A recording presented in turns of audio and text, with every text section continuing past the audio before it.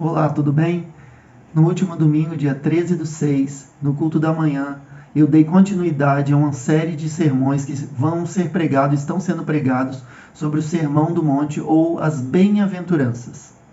Esse sermão é um sermão muito profundo que foi pregado por Jesus e registrado no texto de Mateus. Existe uma série de princípios que vão edificar a sua vida. Por isso nós estamos fazendo esse esforço de explicar ponto a ponto através dos sermões que vão ser pregados pela manhã.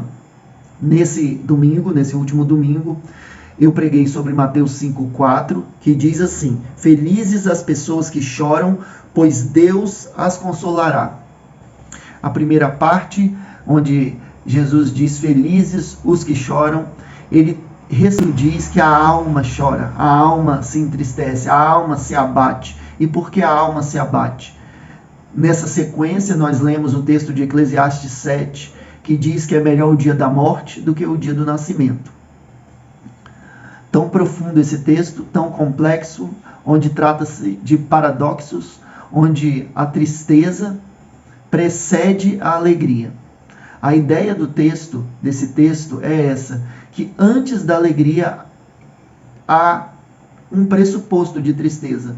Porque a partir do momento que você se convence que você é pobre espiritualmente, da sua pobreza, do seu vazio espiritual, da sua necessidade por Deus, da sua condição de pecado, você vai buscar a Deus, ou seja, vai buscar o consolo em Deus.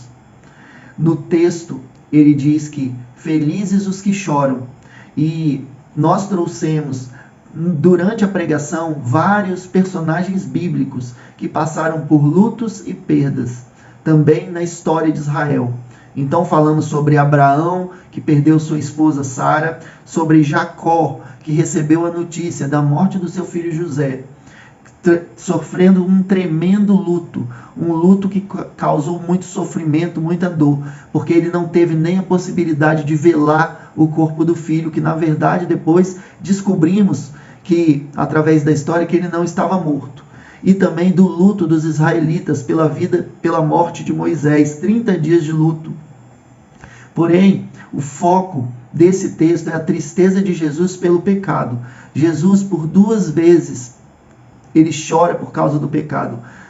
E esses textos é que eu evidenciei a tristeza de Cristo pelo pecado e pelo resultado do pecado, que é a morte humana, a morte física e também pode ser a morte espiritual. Jesus, ele chora quando ele, lá no texto de Lucas 19, 41, 44, ele olha para Jerusalém e chora, porque Jerusalém não recebe a Jesus. Jerusalém está em estado de pecado. Nesse momento, em Lucas é registrado que Jesus experimenta profunda tristeza e se lamenta, porque Jerusalém está em pecado. Assim também como é registrado profunda comoção no texto de João 11, de 1 a 38, onde é relatado a morte de Lázaro. Lázaro era um amigo pessoal de Jesus, uma pessoa com quem Jesus se relacionava. E quando ele chega para ver a família de Lázaro, as irmãs de Lázaro, e ele vê o estado, a causa da morte, e como o corpo de Lázaro está, ele se sente comovido, entristecido, porque ele sabe que aquilo é resultado do pecado original. A morte não é uma condição natural, é uma condição que foi causada pelo pecado. E é isso que entristece Jesus.